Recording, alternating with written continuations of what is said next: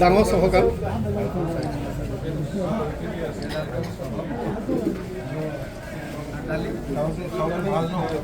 চাউল ভালে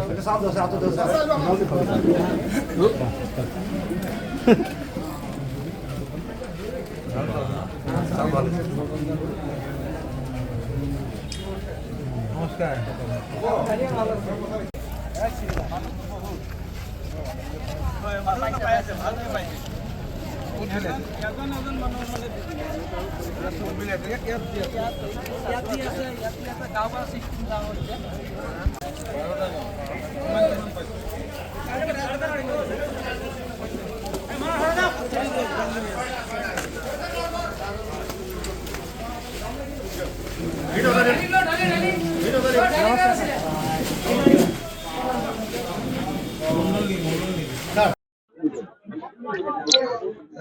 চাওক অলপ আগলৈ গৈছিলোঁ য'ত ইৰোচন হয় তাত স্থানীয় ৰাইজে ক'লে যে কেইবাখনো গাঁও ইতিমধ্যে খহনীয়াত নাইকিয়া হৈ গৈছে আৰু এখন গাঁও আছে প্ৰটেকশ্যনৰ তাত ব্যৱস্থা কৰিব লাগে সেই কথাখিনি কৈছে আৰু ইয়াততো খুব ভালদৰে ৰিলিফ বিতৰণ হৈ আছে মই নিজে দেখিছোঁ 12খন গাঁৱৰ লোকে ইয়াত ৰিলিফখিনি ঠিকমতে পোৱা বুলিয়ে কৈছে আপোনালোকে জানেই যে ৰাজ্যখনৰ 28খন জিলাতেই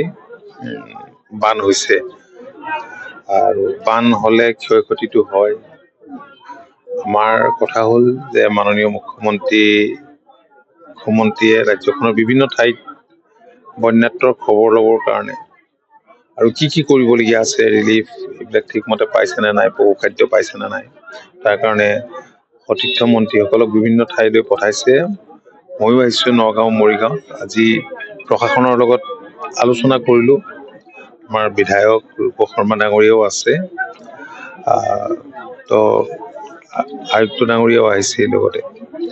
ৰাইজৰ মই ভাবিছোঁ যে অভাৱ অভিযোগ নাই নহ'লে ইটো পোৱা নাই সিটো পোৱা নাই মানুহবিলাকে ক'লেইহেঁতেন ঠিকমতে পাইছে ৰিলিফখিনি ঠিকমতে পাইছেনে নাই পশুখাদ্য পাইছেনে নাই আৰু ইয়াৰ পিছত আমাৰ কেতবোৰ চৰকাৰৰ পৰিকল্পনা আছে মাননীয় মুখ্যমন্ত্ৰী বিচাৰিছে যে যিবিলাকৰ ঘৰ একেবাৰে ডেমেজ হৈ গ'ল যিবিলাক ক'ৰবাত পাৰ্চিয়েল ডেমেজ হৈছে তো এইখিনি 15 আগষ্টৰ আগতে তথ্য পাতি এতিয়াই গোটাই নি যাতে তেওঁলোকৰ কাৰণে কিবা ব্যৱস্থা কৰিব পাৰে ৰেচন দিয়া হৈছে পৰ্যাপ্ত পৰিমাণে নহয় বুলি কৈছে তো আপুনিহে কৈছে এতিয়া দেখোন মানুহবিলাকে কোনেওতো কোৱা নাই ৰাতিপুৱাৰ পৰা লৈয়ে আছে দেখা পাইছো আপোনাৰ এইবাৰ যি বানপানী আজি কৃষকসকলৰ কিন্তু যথেষ্ট পৰিমাণে ক্ষতিগ্ৰস্ত হৈছে আৰু কালি এজন কৃষকে কান্দি আমাৰ সংবাদ মাধ্যমত কৰিবনে প্ৰত্যেক বছৰে বানপানী আহে